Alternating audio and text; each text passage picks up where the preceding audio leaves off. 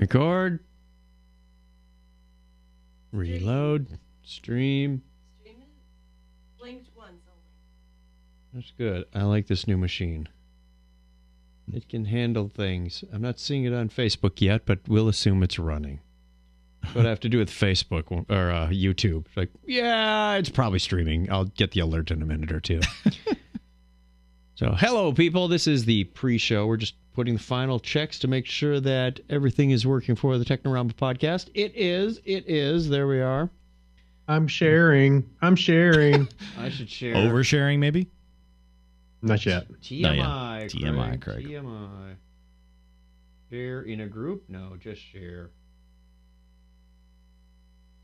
Share as, post as me. I always share with There something out of context. I'm using song lyrics every time I share it. That's the description. I'm going to see if somebody figures it out. There we are. John Miller Jr. I think he's our reliable person. That'd be a first. I'm Old just kidding. Mr. Reliable.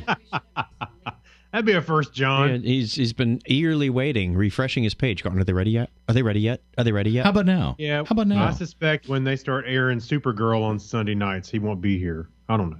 DVRs, man. DVRs. Yeah. Wave of the future. Wave of the future. Because this you have to watch live. Yeah. Right. Yeah. Yeah. Psh, I don't want to get the few days later. I can't wait for my Technorama. Maybe. All right, we are ready to begin. You got your die over there? I do. Yep. Okay. Oh, I got the same defective die as last week. Yeah, sure. Do you? No, I do you don't want know. a different defective die? I got lots of defective die. I'm fine with this one. Hey, there's one lucky one in the whole bunch, so you kind of roll for that. I'm going to roll all the rest of them and take the highest roll. It'll there you still go. come up to be 5. I got a 5. 3. I stabbed myself in the foot. Are we rolling before the show, or are we rolling No, when we get to we'll it? roll when we get to it. Roll when we get to that. It's half the fun of the recording. All right, speaking of recording, let's Oh, go. a 20-sided die. Clear your throats. Uh-huh. Got a 2. The Thanks, runways. Google. There we go. In 5, 4, 3, 2. Technorama episode 546. It's October already? Good morning, folks. This is your captain speaking. Technorama. Remember when? Technorama. On this day in tech history. Tech. And now, The news. what the chuck? Technorama. Welcome to Blockhead Video. I'm here for the auditions to play Superman. I can do that thing with my hair. Over there, in the media corner. Technorama. Hold my beer and watch this. Unfasten your seatbelts and disregard all safety rules. Here are your flight crew, Chuck and Craig. Welcome to Technorama. This is the lighthearted show that takes a lighthearted look at tech, science, sci-fi, and all things geek. Huh? If you're new to Technorama, thank you for joining us. If you're returning, welcome back. We appreciate giving us your time. I'm Chuck Tomasi, and with me as always is Craig Stepp. How are you, Craig? I'm doing great. I'm excited to be podcasting tonight, Chuck. And joining us once again is our podcast intern, Brian Brown. Thank you for having me, Mr. Tomasti and Mr. Stepper. You did such a wonderful job last week. I have your list for the upcoming trip, sir. There's no way but up for this show. I've packed your clogs and your jorts and Jorts. your Crocs. He's getting ahead of himself. There's no show next week and probably the week after because I've got a big global trip coming up. So It's the Chuck Tomasi World Tour. that's right. If you're in Sydney, Melbourne, Munich, or London, maybe there's a chance for a meetup, but there's going to be a lot of work and work-related events going on as well. So maybe I've got a few extra days in Melbourne. I tried to reach out to Philip from Australia, who's still around. Remember Philip? Oh, yeah, I do. Yeah. Mhm. Yeah. I said, Wait, hey. You heard from him? Well, about 2 months ago when I said I'm going traveling, and he said, Oh. let me know. But I pinged him on LinkedIn, and I guess he doesn't check LinkedIn quite as often as he would expect. And I can't find an email address for the guy. Hey, I think you're the only one that checks LinkedIn gonna say, yeah. that often. Daily. Wow. Daily. All right. It's part of my morning routine. That and a couple other sites just before breakfast. Go to the get it out of the bathroom, way. check LinkedIn. I see. Yeah. Well, that's because I'm posting about 12 things a day on LinkedIn. That makes sense. So it's a work thing. Anyway, aside from LinkedIn, we have some feedback. Whoa. Yes, we do. So we get to play this. Yes. Oh, we get letters. We get your letters every day. Mailman, mailman, mail today. Reach right in and blow it out. Those letters. I love those letters. Let's find out what you got to say. Oh, boy. Mailman, mail today. Why do I get the vision of Bugs Bunny typing on a typewriter? Oh, we should put the lyrics to that into what we're going to do later. You know what I'm talking about, Craig. The thing that messes up all the lyrics. Yes, okay. Yes, we'll do the mail song. Anyway, we got feedback from our loyal, longtime listener. Ooh, that has a nice alliteration, doesn't it? Oh, yeah. Yorga. Doesn't really And it's roll over. at that point. We were talking about how this planet was 50 times closer than Mercury. And he said, so the 50 times thing is bugging me while stuck in traffic. Now, keep in mind that English is not Yorga's first language. And if he's confused and I'm confused, then this is completely bogus. Okay. English is not my first language. Would it either, not just be saying. the sun to Mercury distance divided by 50? And I agree, yes. Say Mercury is 50 units removed from the sun, so 50 times closer would be 1 unit removed. So 50 50ths is 1. Sorry, I'm no good at math, he says. I suck. Okay. And we were naming off the rocket players like SpaceX and Boeing. And he said, don't forget about Blue Origin. They're also in there. That's true. Yeah, I didn't think about them. You're right. They're not a big name like SpaceX. And somehow my On This Day in History title got mashed up with the feedback. So Yeah. I'm going to do a little editing here. What'd you do? I don't know. I don't even know how I do what I do. So I don't know how I'm supposed to undo what I undo. There we go. And then you have your questions at the end of it as well. Yes, we're supposed to have the question in the feedback. So, yeah. Oh, whoops. There we go. Thank you, Google Docs, for making bulleted items a thing of wonder. So our question last week was, what is your favorite time travel movie? And we got some wonderful responses to this. Did you see anything that was outstanding and an original? Because we got the usuals in here that I would expect. Actually, I need to go back and look at them all because there was they started showing up. When did you post that? Today? Yesterday. Yesterday? Yesterday. Yeah, and I 53 didn't get a chance to look at it as they were coming in, but let me take a look. Jack Mangan, Back to the Future. Kevin Kostelecki, Back to the Future #2. Joel McLaughlin, Star Trek 4. These are all ones that we threw out at the end of the show last week as possibilities. Did we mention Outlander? No, we didn't. Melissa A. Bartell says Outlander. It's pretty good, actually.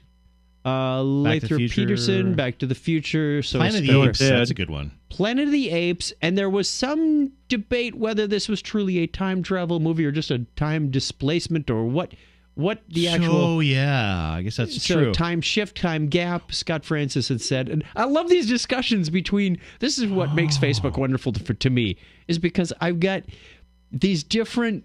Well, Outlander would be that same kind of thing, too. It's a Yeah. time shift rather than time travel. T. Morris is Time After Time. That's one of my favorites by far. Yeah, that's a good one, too. I like that one. Okinen, Somewhere in Time, which was Christopher Tons Reeve. of people love that movie. Yeah. I've yet to see that, and it was filmed on Mackinac Island. Really? Yep. Yeah. It's not my not my favorite by far. Let's but it's see. okay. Back to the Future, Back to the Future. Brian Groundhog Kennedy Day. says, I answered you tomorrow.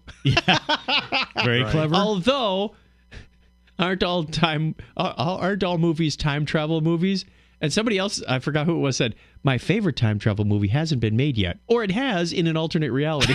I was like, Clever. Yeah. Cheater. Hey, Groundhog Day. Groundhog Day? I'm not sure if I... Yeah, sure. I'm I not mean, sure if it is kind of a time travel. It's maybe like more time loop.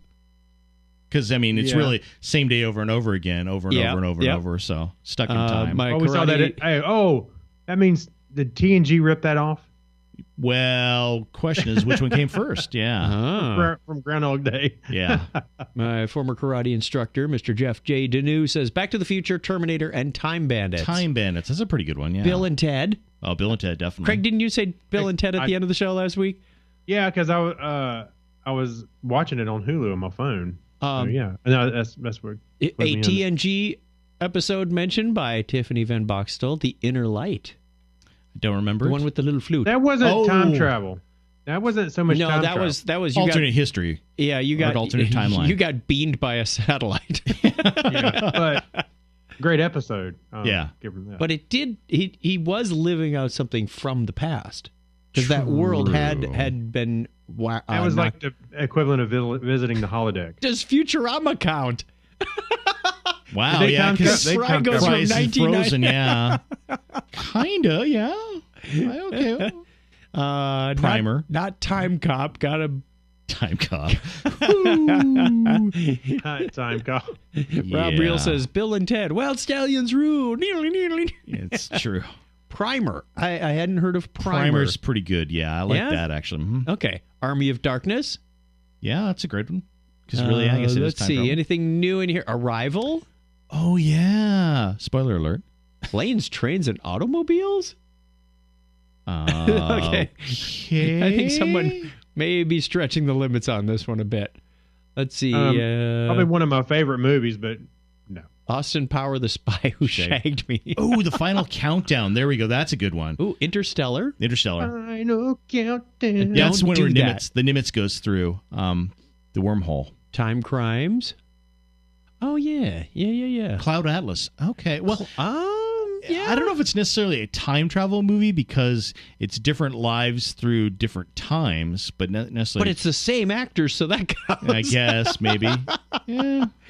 My oldest sister Suzette says H.G. Wells' The Time Machine. It's very good. I also love the Day the Earth Stood Still. She's just kind of going outside the limit, just listing her favorite movies now. Actually, that movie is a twist on the time travel because they kind of just stopped it. Which one? The Day the Earth Stood Still. Maybe. I saw somebody put Contact in there as well. They stopped time, not necessarily went back in time. True. Contact a time travel movie? Well, they had kind of the time dilation piece of it and part of it. Okay. So, yeah. It's kind of like Interstellar. Is it really, truly time travel? Yeah. It's time dilation. Well, he does go into the bookshelf at the end, and that's a way of going to the past. We don't talk about that part of the movie. It was good up until the end. Yeah, it was up at the end, man. It really was. It was amazing to that point. And you're just like, really? This is where it's going? Like Indiana Jones and the Kingdom of the Crystal Skull. A refrigerator? Really? A refrigerator and a nuclear blast. Speaking of... since we're on the topic of movies, before Indiana Jones is a time travel movie. Craig, I just finished watching Lost in Space.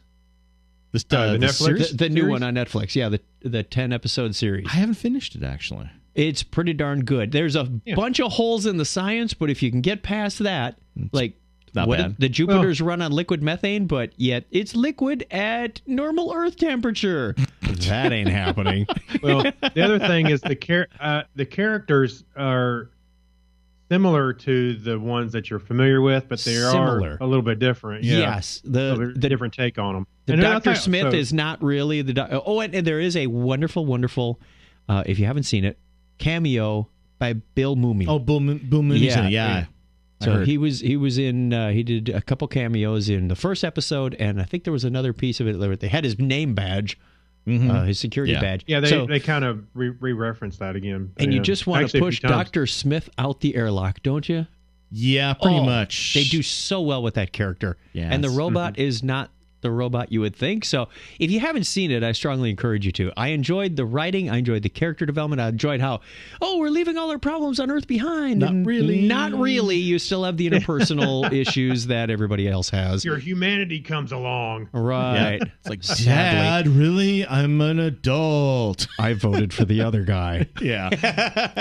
There's some really good parts, especially the interfamily dynamic is really interesting. And there's a bit of, really? A 10-year-old boy figured this part out? So, well, hey, he's supposed to be kind of brilliant in his own right. So, yeah, I can believe some of that. Everybody was brilliant at everything. That's the problem I had. Yeah. Well, except Dr. Smith. Yeah. She's a brilliant tactician, and that's about it. Yeah. Okay, well, I enjoyed it. There again, I'd probably give it a good solid 7 or 8. 7, yeah, 8. I think so. Yeah. Even though The I haven't effects finished were it. good. Yeah. I like the effects. Oh, I think it was, the effects and the photography were top notch, I think. Yeah, you could tell most of it was filmed in, like, Vancouver. Well, everything's done in Canada because it's cheaper, man. A small island in near the Mackinac, whatever you said. Where were you? Mackinac Island. Yeah, Mackinac Island. Yeah. All right. It's either that or CGI, you know. All right, roll the D20s, folks. All right. Yes! Don't tell me you got a 20. 19. 15? 8. Okay. Hey, no, my dice gives me a 19 to kind of route as last week. Yeah. My dice gives me a 19 to kind of, set my expectations is a little bit low. Then let us play that wonderful music that we know so well. On this day in history for October 5th, 2018, this is the 276th day of the year in the Gregorian calendar. There are only 89 days remaining in 2018. Oh, my gosh. Go, Craig. I don't know if I want this one. Too bad. You won. Congratulations. It was on this date in 1283 that Diffid ap Griffith, Prince of Gwynedd. There's a bunch of D's in here. I think your app broke. It is the first nobleman to be executed by hanging, drawing, and quartering. What a they wanted him dead. Now, hanging will come up later. We're going to curse this guy later. Yeah. It was 229 years ago today that George Washington makes the first Thanksgiving Day designated by the national government of the U.S. Boy, this could have been Thanksgiving Day, October 5th. Boy, that would have been interesting. That's but for sure. Who changed it? Read on. Also today in 1849, American author Edgar Allan Poe is found delirious in a gutter in Baltimore under the mysterious circumstances. It is the last time he is seen in public before his death. Dun, dun, dun. The Raven did it. I think so. 155 years ago today, the last Thursday in November is declared as Thanksgiving Day by United States President Abraham Lincoln as are Thursdays November 30th, 1865 and November 29th, 1866. So they had like multiple? No, there's the consecutive years. Oh, he's just saying it's going to be on this last Thursday. Ah, okay. So Georgie set it up. Abe changed it around. No, Mary, this will never do. We have a trip that weekend. Yeah, that's probably what happened. Captain Jack, I don't think that's Jack Sparrow, and companions are hanged for their part in the Modoc War on this date in 1873, and then curse that other guy for inventing hanging. That was that episode in Doctor Who. Yeah, maybe. Also today in 1919, Cincinnati Reds pitcher Adolfo Luque becomes the first Latin player to also appear in a World Series. That's cool. Also on October 3rd, 1929, the Kingdom of Serbs, Croat, and Slavs Slovenus is renamed to Kingdom of Yugoslavia, Land of South Slavs. I didn't realize it was 1929. I thought that was a World War II thing. I thought so too, but I guess way earlier, and that's what probably caused the war. So I know that when my grandparents came over to the U.S., there was an area in their small town where the Italians lived on the hill and the Croatians lived over here. And so I know there was a Croatia before. And I understand from the people that live there, they really didn't like this. No. Which is, they were all too happy to bust it up in the 90s and go back to their home countries. This is you, Chuck. Oh, this is me. On October 3rd, 1942, the first successful launch of a V2/A4 rocket from Test Stand 7 in Peenemünde, Germany, is the first man-made object to reach space. Wow, that's really cool. On the same date in 1949, Word, W-E-R-D, the first black-owned radio station in the United States, opens in Atlanta. What do you think they said? Word to your mother? Probably, absolutely. I wouldn't doubt it at all.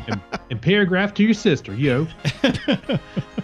All right, 66 years ago today, the United Kingdom successfully tests a nuclear weapon to become the world's third nuclear power. Sigma 7 is launched from Cape Canaveral as part of the Project Mercury, with astronaut Wally Schirra aboard for a 6-orbit, 9-hour flight on this date in 1962. Wow. Also on this date in 1985, that Space Shuttle Atlantis makes its maiden flight, mission STS-51. I guess dash J. J? I didn't know they had J. letter designated. Okay. Okay, all right. Thanks, Wikipedia. We'll trust you on that one. Right. Otherwise, someone will fix it. All right, so also on this date in 1986, TASCC, a superconducting silotron at the Chalk Walk. Huh? A superconducting Cylon, Craig, is what it is. By your command. Cyclotron. Cyclotron at the Chalk River Laboratories is officially opened. By your command. That same date in 1995, O.J. Simpson is acquitted of the murders of Nicole Brown Simpson and Ronald Goldman. I remember that because I said, believe it? Thank goodness my daughter Lisa is born. After that, she doesn't have to go through any of that. Yeah. You're going to hear about it forever. Yeah. You're going to hear about it forever. Go for the birthdays. Yeah. Happy birthday goes out this date to Italian physicist and academic Giovanni Battista Beccarina, born this date in 1716. You get the Russian archaeologist. You the Russian archaeologist, Craig. Go. All right, Russian archaeologist and explorer Peter Kozlov was born 155 years ago today. Don't hurt yourself there. American film producer Ray Stark is born on this date in 1915. Born October 3rd, 1925, American novelist, screenwriter, and critic Gore Vidal is born. And also turning 83 today is American general pilot and astronaut Charles Duke. Belgian mathematician and academic Pierre Delaine. We're going to work on that one. Yeah. Born on this date in 1944. Also turning 71 today is American poet, songwriter, blogger, and activist John Perry Barlow. And American singer, songwriter, guitarist, producer, and recently removed from his band, Lindsey Buckingham, born on this date in 1949. Also turning 69 today is photographer Laurie Simmons. American geologist and astronaut Catherine D. Sullivan is born this date in 1951. And also born on this date is in 1964 is English actor Clive Owen. Didn't you just mention a movie he was in? I did, Inside Man. Whoa, that was kind of weird. Crazy. American singer, songwriter, actress, and fashion designer Gwen Stefani is born in the state in 1969. And I forgot to get the birthdays off the birthday calendar, so we're going to do an impromptu shout-out. Hold on. We're not done yet. We're going to run over to our birthday calendar. If you want to get your name on the birthday calendar, you can go over to chuckchat.com/wiki. Put your name on there, and we'll give you a shout-out at the appropriate time of year. We are looking for October 5th through 11th. And October 6th is John Durholt, Jodo, Itsuko Rumki. Well, doesn't it sound like we just did these like a week ago? I mean, these same people. It's crazy how fast a year goes. Also on October 9th is, our daughter Lisa is born October 9th. Mario from New Jersey. It's a Mario. October 10th, Victor Carhiao. He's in San Diego. He used to do the Typical Mac User podcast. Garrett Rafal is also on the 10th. And on the 11th is Bruce Barr. We haven't heard from Bruce in ages. He used to be a regular voicemail contributor. So yes. If you're still out there, we even have a jingle for him. We do. Really? Yeah. Mr. Meningay wrote it. I mean, did it with us. Interesting. So, Bruce, we need you to call in. Brian's never heard your little... your jingle. So your jingle. I mean, there's only a few people on this show that have their own email jingle. Mark in Memphis was one of them. Oh, of course, yeah. Yeah, and I stole that directly from Brian. from the old shows, yeah. Yeah. That's okay. So call in so you can jingle the toilet. No, jingle the handle on the toilet. Yeah, the handle just so it stops running. Yeah, I agree. No, jingle the whole toilet. That's how you... All right, we have some... News, everyone. Well, let's do that again. Bad news, everyone. Yeah, bad news is right. Oh, Craig, would you like to start us out with the bad news? Sure. You're a little more sensitive than I am. That's not saying much. So Gary Kurtz, the producer who helped shape the early years of Star Wars and eventually Empire Strikes Back, has passed away at the age of 78.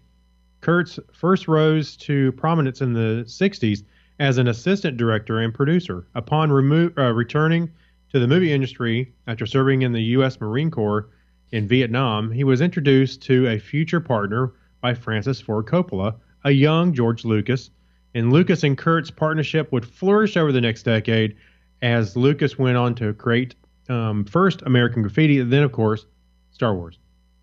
So Kurtz's role as producer on both movies was vital. He helped arrange the deal that would bring American Graffiti to life before it became an Oscar-nominated surprise hit. Then, after Universal Pictures passed on finding Lucas's next project, a Flash Gordon-inspired sci-fi saga that would one day become Star Wars, Kurtz helped negotiate with 20th Century Fox for a deal that would change Hollywood forever. Dun, dun, dun. And not just through the influence of Star Wars as a movie, but in everything from the control directors and producers had over their studio projects to the rise of importance of movie franchising. Merchandising. Merch. Yeah. Merchandising. That's where the money's at. So a behemoth Star Wars helped create its down to the fact that Lucasfilm kept, of course, the merchandising rights to themselves. So Kurt's impact on the flamethrower. So true. The toilet paper. Kurt's impact on the with you. Adorable. Kurt's impact on the movie didn't just come down to production deals either. During the infamously chaotic production of the film, he helped out directing several iconic moments of the movie. That includes the cockpit sequences in the film's climactic Death Star space battle, as well as parts of the opening sequence where Darth Vader boards Princess Leia's starship, the Tantive 4. Oh, okay. He also did a huge role in Strikes Back. Huge.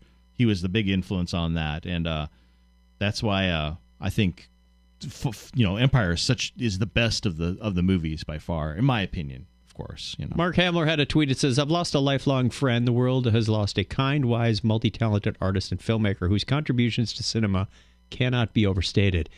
It was an honor to have worked with him, and I know I am a better man just for having known him." What a nice thing to say. Hamill's a really nice guy that way. I always loved how Kurtz had the Amish beard too. Yeah, that was his kind of his trademark. You always saw him. He had that Lincoln look. Yeah, he had that.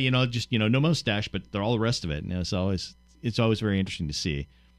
But yeah, it's too bad. We're getting older. People are passing away. Yeah. All right. Hey, what's that picture?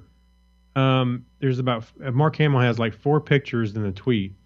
Yeah. There's one where Mark Hamill looks like he's got his hair greased back, like he's on what was the motorcycle show?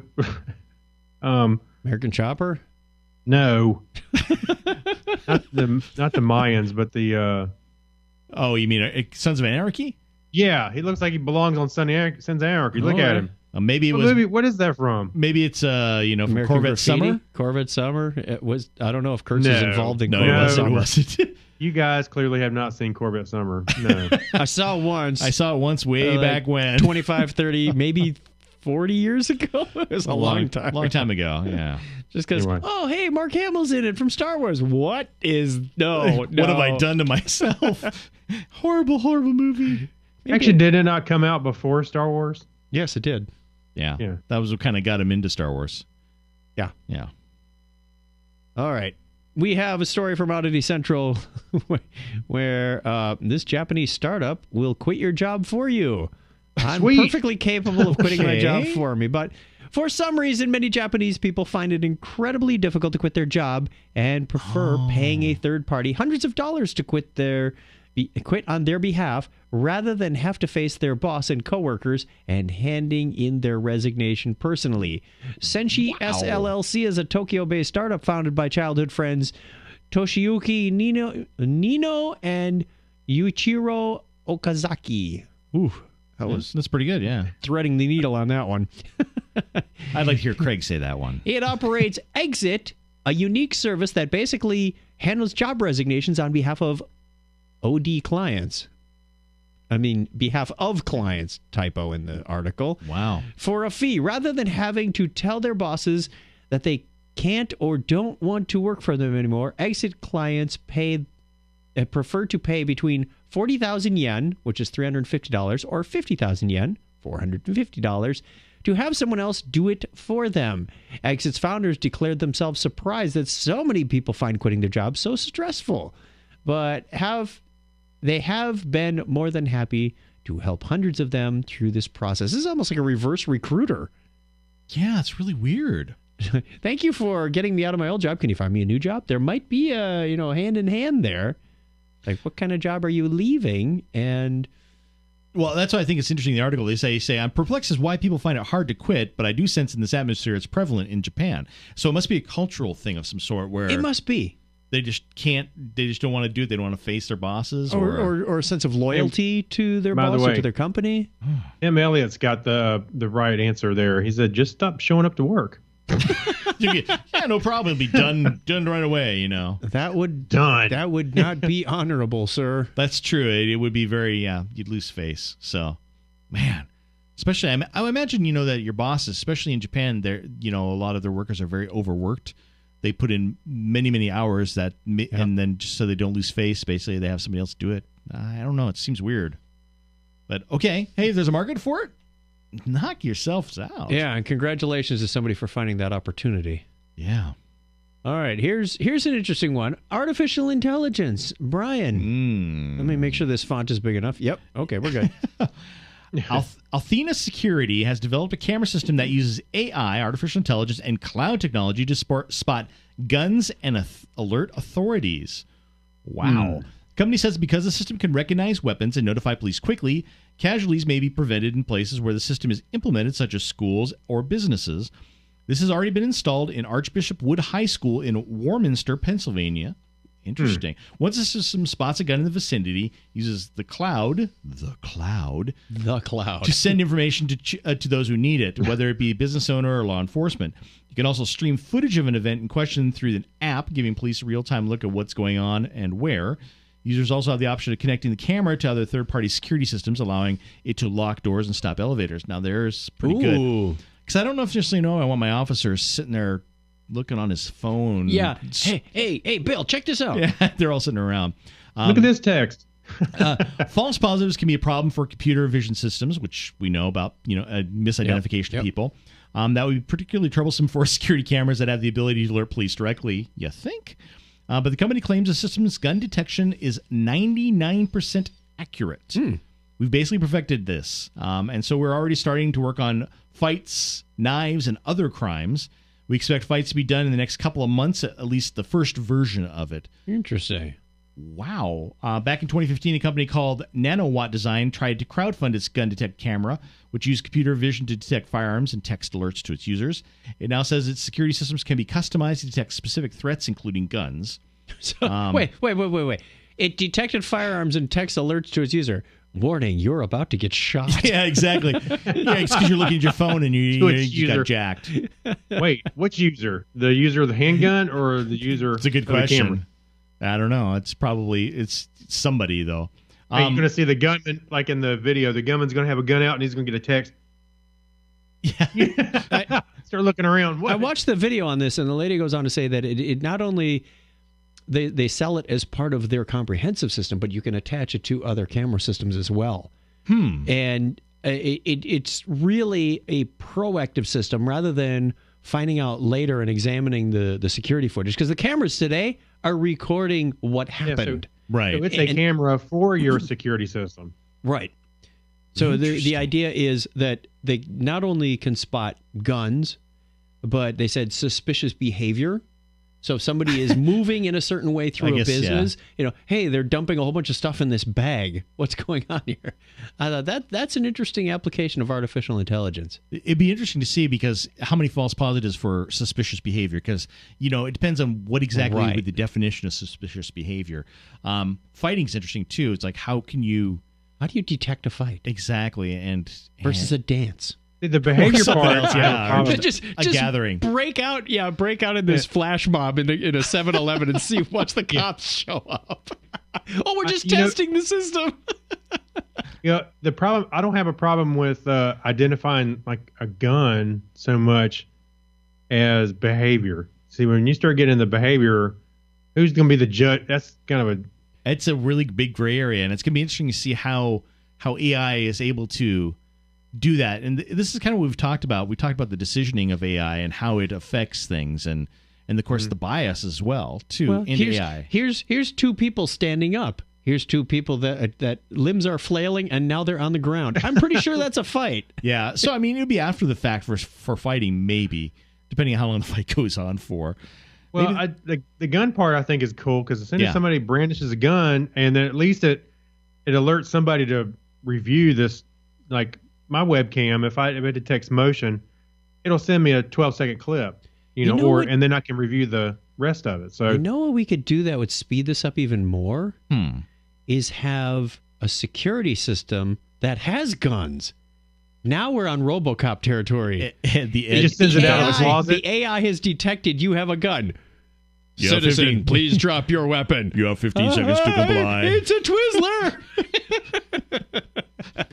Not a gun. What could possibly go wrong? Throw a little Skynet, we're all set. Well, also the only other problem I have is the video quality better be really good, because anytime you've seen something like this, it's like fuzzy and somebody goes, "Oh, it looks like a gun to me. Send him out." John Miller Jr. says, "Will it send emoticons? Frown face equals gun." Can you use gun emoticons? There's a body and blood all over the floor. Oh, poop emoji. The poop emoji. Yeah, it's going to send the poop emoji to the gunman. Yeah, exactly. Man. Oh, I see you wore your brown pants today. That guy is smart. Oh, yeah, I had to do a Deadpool on me. All right, we're going to take a real quick break. We'll be right back with the Hacks of Strange Stories and some Remember When and a whole bunch of other stuff. Stick around, because we know you will.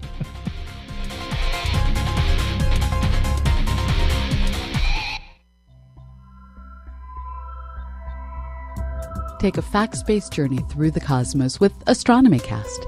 Join me, Dr. Pamela Gay, and my co-host Fraser Kane, publisher of Universe Today, as we discuss not just what we know, but how we know it. Topics range from dark matter to why Pluto isn't a planet. Get your episodes today at astronomycast.com or look for us in iTunes. Hi, I'm Bill Farmer. You may know me as the voice behind Goofy, Pluto, and many other characters. Howdy there, this is your old pal, Mr. Haney, and you're listening to Technorama with, who are they with? Chuck and Craig.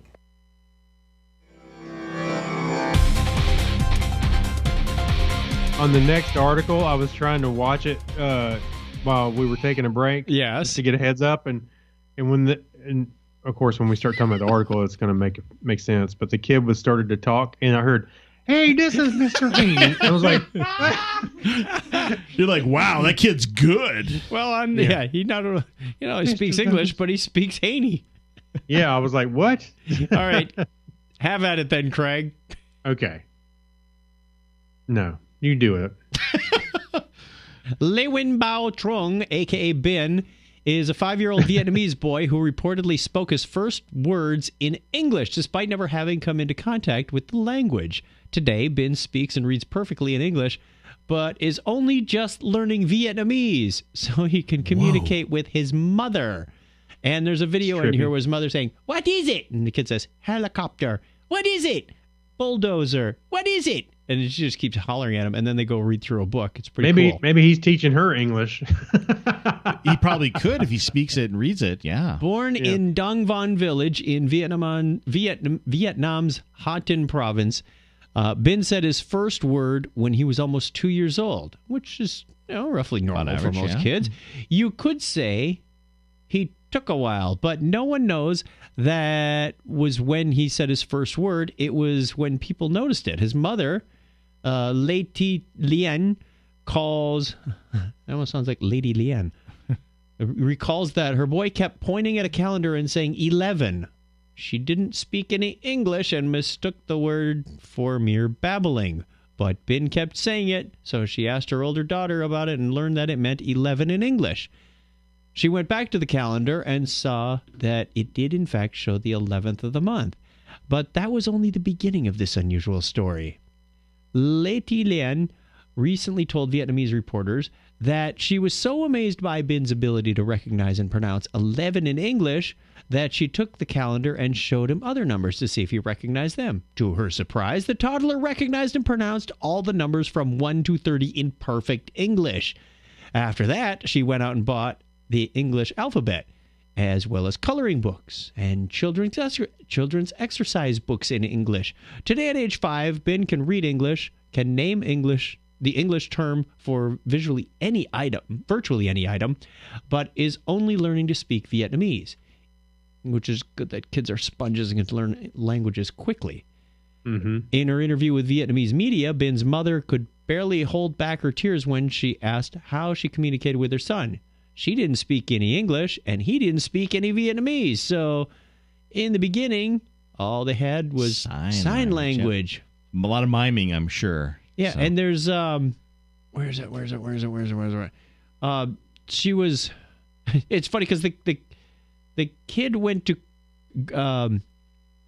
kindergarten, and the kindergarten teacher was starting to teach them English, and he comes home and says, "Mom, she doesn't speak very good English."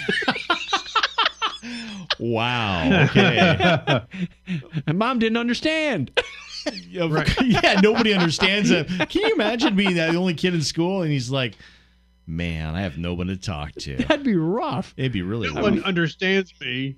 Exactly. Literally, yeah. So, yeah, that's an interesting story. How did he learn to speak English without coming in contact? He must have had something somewhere. But, and there's at the very end of the article, read that little piece right there. That's the interesting thing. Interesting. This is not the first such case that we reported on Oddity Central. Back in June, we wrote about Mahmoud O'Neill, a 3-year-old boy from northern Israel who spoke fluent English without ever having studied it. That's crazy. Huh.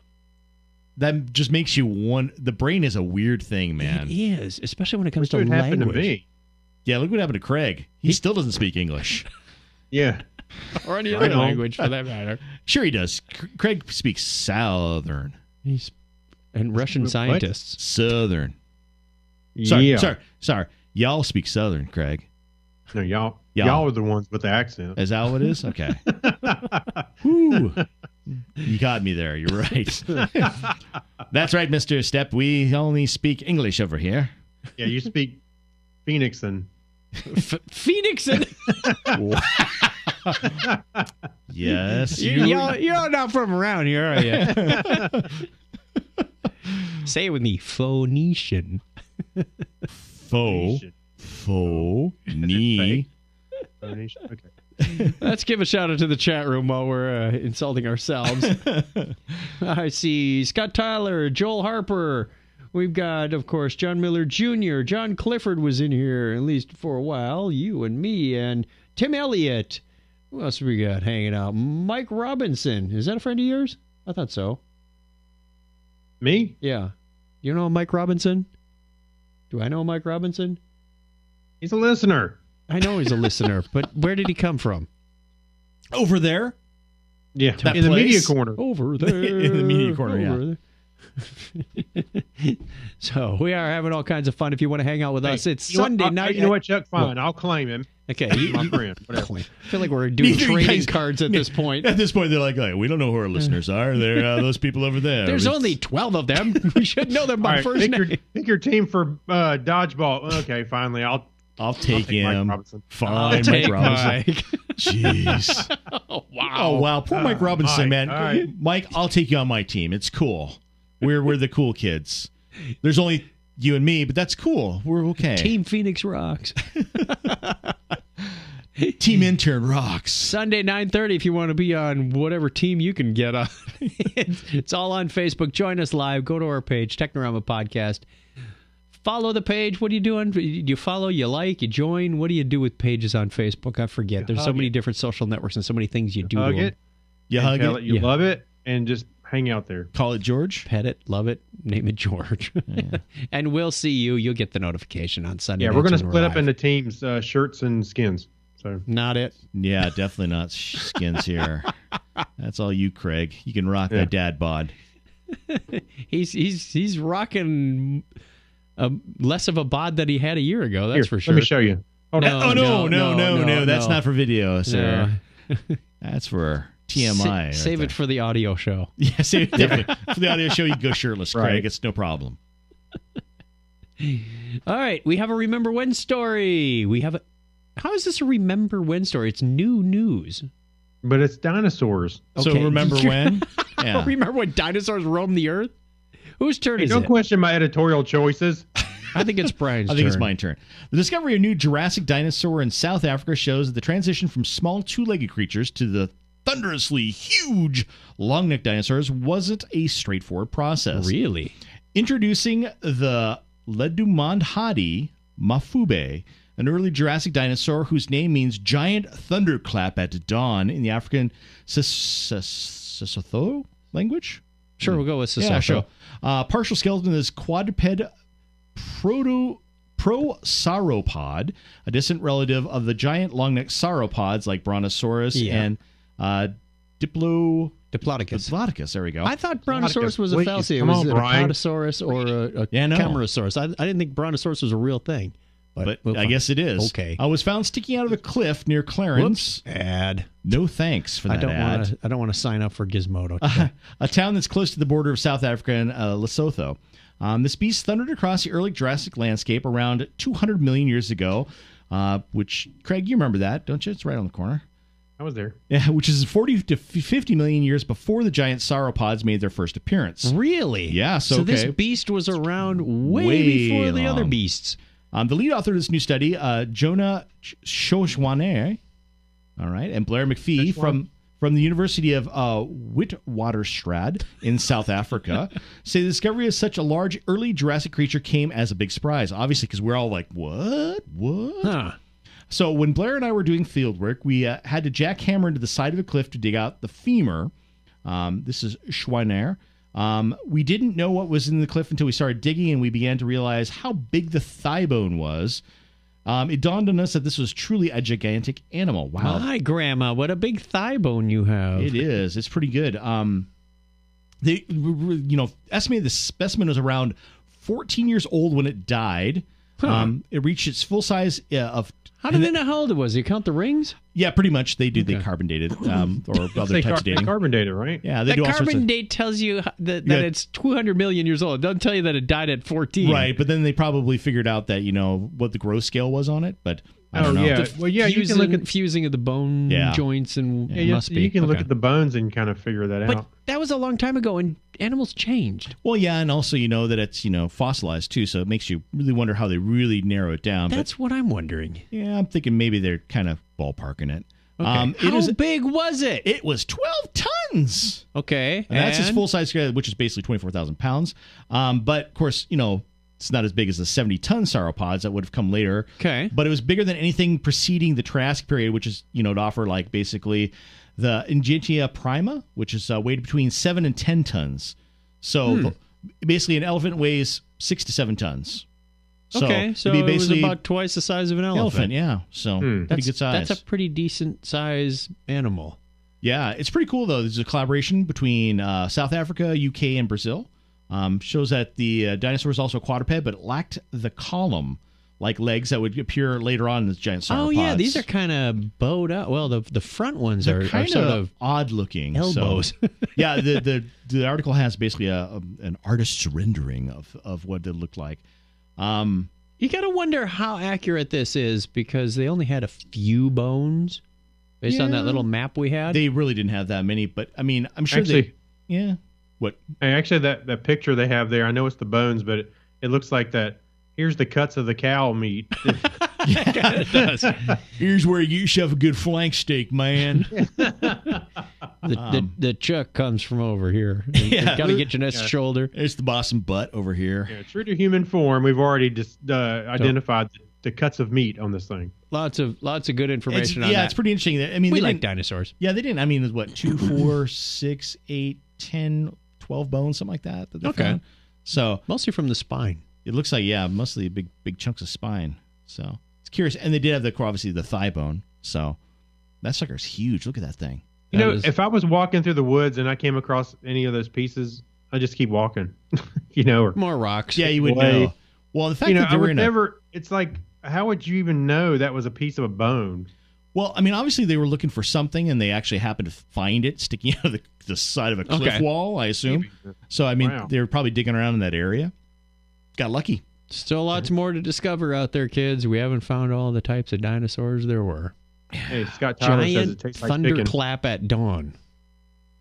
Huh. Something else. What were you saying, Craig? I said Scott Tyler says they taste like chicken. Mighty big chickens. Yeah, big chicken. Well, they are related to the birds. Yeah, it's true. So, I wonder if dinosaur tastes like chicken. we call this one Big Thunder Chicken. You don't see something like that. You don't see Thunder Chicken or. Well, they did have, what were the ones down in Brazil? Those big giant birds. Oh yeah. Weren't those like thunderbirds or something? Thunderbirds, I think is what they called them. Yeah. Monstrous things, monstrous birds, and they had a beak that was most of their head. Yeah, can you imagine? You wouldn't worry about your dog getting picked up by one of those things or a cat. I'd be worried about me getting picked up by one of those things. I know, right? Yeah. How would you take one of those things down exactly? Nets, spears, rocks. Pit. Yeah, a pit, a flying pit. No, the hidden pit where they step over and they fall in the pit full of spikes. I guess, but if they're flying most of the time, I mean, I don't think those are flying. Oh, they're flightless. Okay. Yeah, they were like giant ostriches with huge. Oh yeah, they beaks. look like axe beaks. Yes. Yeah. I don't want to run into one of those things. And they were something like 12 feet tall. No, thank you. No. No, thank you. It'd be like ostrich with basically a velociraptor beak thingy on it. Pretty much. Wow. I think I'll pass. Yeah, me too. I'll pass. Let's. In the meantime, let's thank our patrons because this show is helpful with them. Helpfully, they help with us. They're the helpfulsaurus. The helpfulsaurus. They are thunder patrons. Yes, thunderclap at dawn. They give us their thunder money. Okay. Kyle Nishioka, Abner Braverman, Ben Vaughn, Mike Wills, Megapodtastic, Night Gig Studios, Gary Lindros, John Clifford, Leon, John Noble. Not that John Noble. Not that John Noble. Craig types in there. Yeah. It's funny because I ran into another one of those on my live video stream Friday morning. It was another famous name. I can't remember who it was at this point. But John Smith? I made that same pun for him. I thought it was pretty funny. Chris MC, Alexis Duran, Saturday Morning Media, Steve Therian, Jorga Schwarwin, John Miller Jr., and Amber Elstad all contribute to our show, and we are greatly appreciative because they get, in return for their donations of $1, $2, whatever, we got different levels, they get special content that's only available to them. They get their name in the show, which you can do. And if we don't produce any shows like we're not going to for the next few weeks, they don't have to pay. So it's only a pay-for-play system. And we're not sure if the conversion factor there is worth it, but hey, they're on the hook. No, it is. The content is definitely worth it because it's very interesting discussions always, at least when I'm here. So, wait, what? Right, no, so but we'll throw you $1 out of the next Patreon dump. Yeah. Thank you, Mr. Stepp. If you want to become a patron, go over to patreon.com/Technorama Podcast, and you can join up, and we'll give you a shout out and the special content as well. Thank you very much. Ooh. There's something about that version of the song I just love. But what's not to love? Metal guitars. Well, I don't want to follow them. Imperial March. Following them in the parade? Yeah. Well, you're taking over slowly but surely, Chuck. That's right. We have the Media Corner. Welcome to Blockhead Video. Hey, where can I find some good information about music and TV and videos and things? Over here in the Media Corner. There's only one blockhead left. You know what I love about that clip?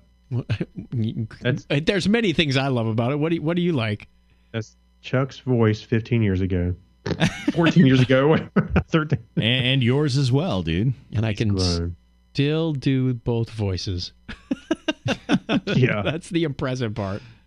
It's funny because when Ben and Keith we play the Technorama promo, Technorama, the podcast freakies. It's like, hey, I sound just like him. I could do that, bro.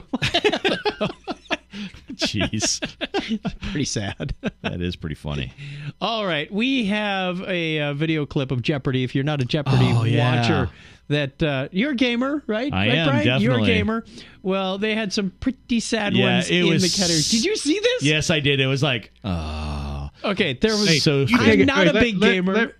Let Brian go with it. All right. Yeah. So this is the Jeopardy contestants basically just struggling. Oh man, nobody got anything. Oh no. In a whole category. Yeah, they managed. Actually, they answered one correctly, and everybody else is like, really? You know, what? I love it. Says both his opponents were born before 1940 and have crippling diarrhea, so they can't focus. Yeah, I'm like, geekology is pretty cruel. They're pretty brutal to him, but yeah, it's, you watch it and you're just like, oh man, this is just, it's just like, nope. They said in the game of Joust, the players ride on this kind of bird. Yeah. Nobody got it. Ostrich. Ostrich. It was like 3 seconds went by and you hear the doot-doot-doot. Yep, nobody. Yeah. It was just like, the Elder Scrolls is the other one. These games are, part of the Elder Scrolls, and you're like... Destiny 2 was on there. Yeah, you're like... I don't play games and I know these answers. Yeah, it was just like, wow. And of course, like I said, geeks everywhere was like, really? This is how we're represented? I like the thumbnail of the board. Everything's cleared except for the column. Yeah, they really avoided this category. Pretty much, they're like, "This is not my strong suit. Nope, not going to go there." And they get out of the library, Poindexter. Pretty much, but I mean, it killed me. I was just like, No, there's a lot of smart people who play video games, so I'm really surprised at this result. I am really too. am. At least some of them at least should have got something close to it. Or talk to your friends who play these games. Yeah, you think? Well, I mean, because Jeopardy's your general knowledge about everything. Yes. So you think that they'd have at least a middling knowledge about something of video games, or at least read it. Yeah, somewhere. Exactly. You've read articles, something. You study up on these sorts of things. That's what I was just like. That was fascinating. Well, they watched the clip. What are they? How do you study for Jeopardy? People have read encyclopedias and just kind of go over general facts, but surely there's some video game information. Well, not only that, there's just cultural information in a lot of these questions too. That's the other thing that you get, and that's where a lot of times, if you notice, Jeopardy players tend to not do as well in those categories because some of them are not as culturally aware, I guess is the best way to politely put it. And so thus they, fail in these categories, and they could fail big too. This is like almost like, is this Saturday Night Live Jeopardy? Because it sure seems like it's, this way. It was just so horrible to watch too. On the other end of the spectrum, we did have a story years ago about the guy who was doing the final Jeopardy, and he bid the number 1337. And Alex completely missed the reference. Oh, of course. He says, he wouldn't interesting know. Number. Yeah. Interesting number. Yeah. So I have a shirt. I have a shirt that I wear at work that has a name patch on it. It looks like a gasoline attendant thing. Yeah. It says 1337 on it. And people always ask, "What's that mean? What's that mean?" I say, that's my official, credit union employee number. Prison number? Yeah, because it looks like a prison shirt almost. In that, it's my PIN number, so I won't forget it. Yeah, that's a good one to do, Craig. I have to do that next time. But it's so funny. I've only really explained it to like my boss's boss. Just because it's like, well, I should probably tell him since he actually writes my paycheck. But otherwise, I just tell him, it's my official employee number, or so, it's my prisoner number. Yeah. I tell everybody, everybody has a number on it. It's tattooed on you somewhere. Don't you remember when you were training, all of a sudden you kind of felt like sleepy? It knocked you out and tattooed it on you somewhere. You just can't see it. Sure not. Yeah. Not sure. Not sure. All right, we have a new segment we want to try this week. Tuesday evening, I wrote a new app. The one we talked about? The one to mash up words? Oh. Yes, I had to do it.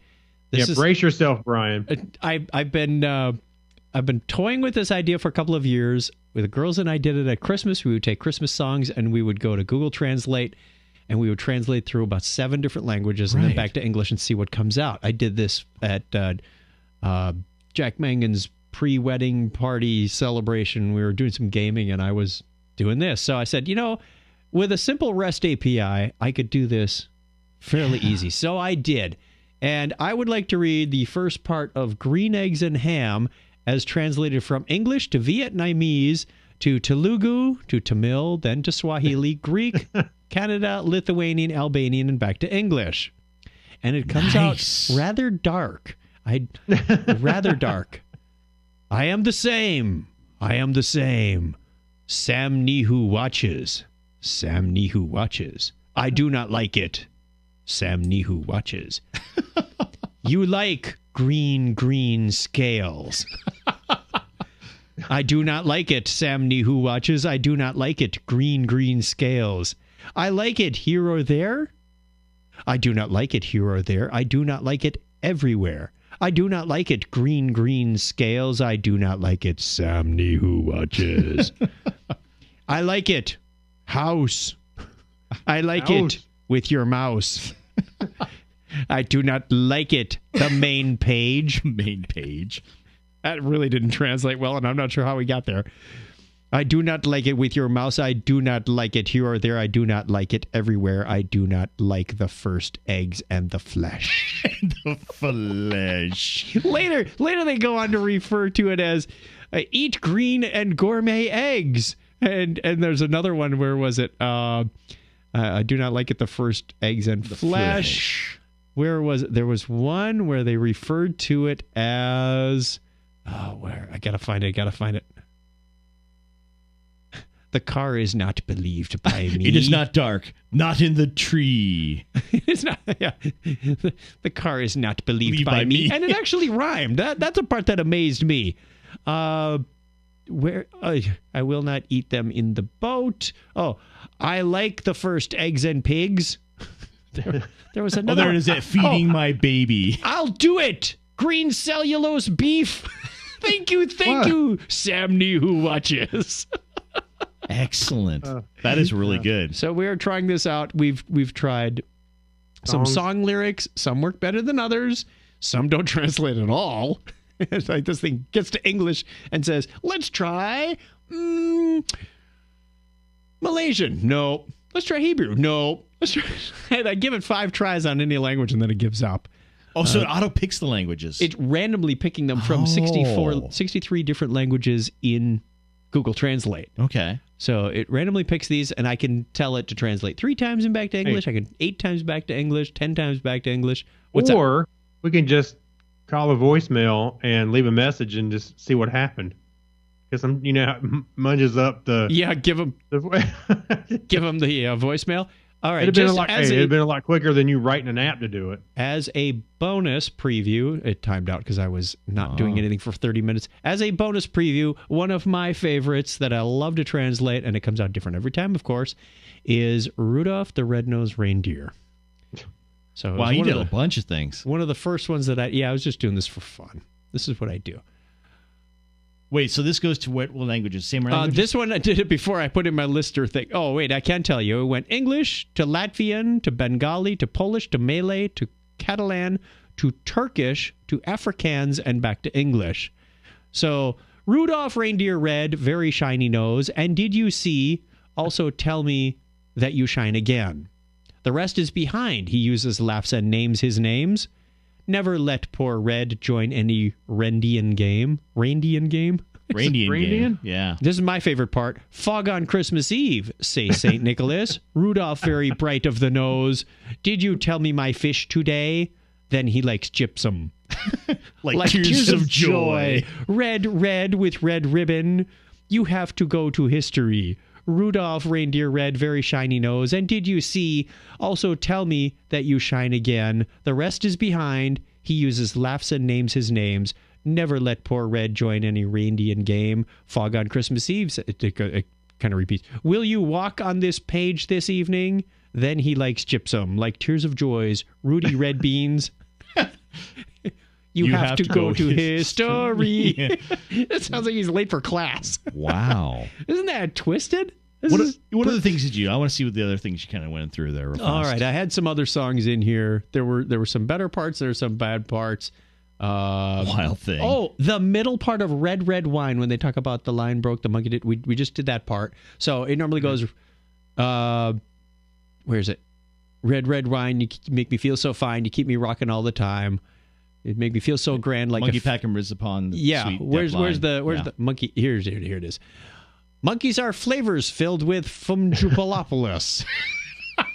Red gives you so many songs. Ping ping makes me do everything. Red red wine knows how to love. Like a blessing from you, my favorite red color. Start from the heart. Yellow red wine for 80 years. Wow. Red wine is a modern fashion red wine. This is messed up. That is. What a great laugh. How long did it take you to make that? About 4 hours. Time well spent, sir. Time well spent. Yeah. So we're going to add touché. The preamble of the Constitution isn't very entertaining, as you might think. What was the other stuff we were spitting out? You were saying a number of them. You said like Tone Loc Wild Thing? Yeah. Or CCR Bad Moon Rising. Wheel in the Sky was a good one. I gave you Wheel in the Sky. Yeah. It's winter again, gentlemen, which oddly rhymes. I did not go home 1 year or more. I hope you have more. They send a letter in long summer day. Silver, not clay. How these rhyme, I have no idea. This is kind of fascinating to me, just that they do. Oh, I came across the dusty road. Oh, the steering wheel is still spinning. I do not know where I am now. In the air, the wheel always runs. I tried to go home. You have to make it very soon. Oh, I could not ask more. You know what we should do is we just put the words in and say, guess what we're doing? What song is this? That'd be a good we could way play to what song is this? Sort of like Jay Langengens did on Dog Days of Podcasting when he said he would do like just a scene from a movie in different character voices. Oh yeah. And you'd have to guess what it is. You either knew the lines or you didn't. There was one that says I've made a hard month or something. It was really bad. So basically, you need your listeners to come up with suggestions. Songs come up with do. suggestions. Yes, songs, poems, stories, sonnets. I don't know, something that is recognizable in its original sense. And then we'll call us on the listener line 707-530-2428. That's 707-530-CHAT. You can email us, technorama@chuckchat.com. You can put a post on our Facebook page, all that other good stuff. If you want to find out more ways to contact us, go over to chuckchat.com/technorama. And that, my friends, is how we play this game. So feed the beast. Question of the week this week is, what mundane task do you want a robot to do for you? Oh, that's a nice one. That's a good one. That's a good one. I want one to lift my coffee and put it to my lips. I can take a drink and then put it back down. Pour my beer, slave. Really? Yeah. Is it that tough, Greg? I would say most of the housework stuff. Yeah, housework is that we mine as well. You know, that sort of thing. Cleaning. We got robot vacuums. You know, I know a lot of people would say cooking, but I like to cook. So for me, there's that would be satisfaction with cooking. Yeah, no, that wouldn't be. I definitely. That's kind of an art form thing. I want a robot to clean my litter boxes.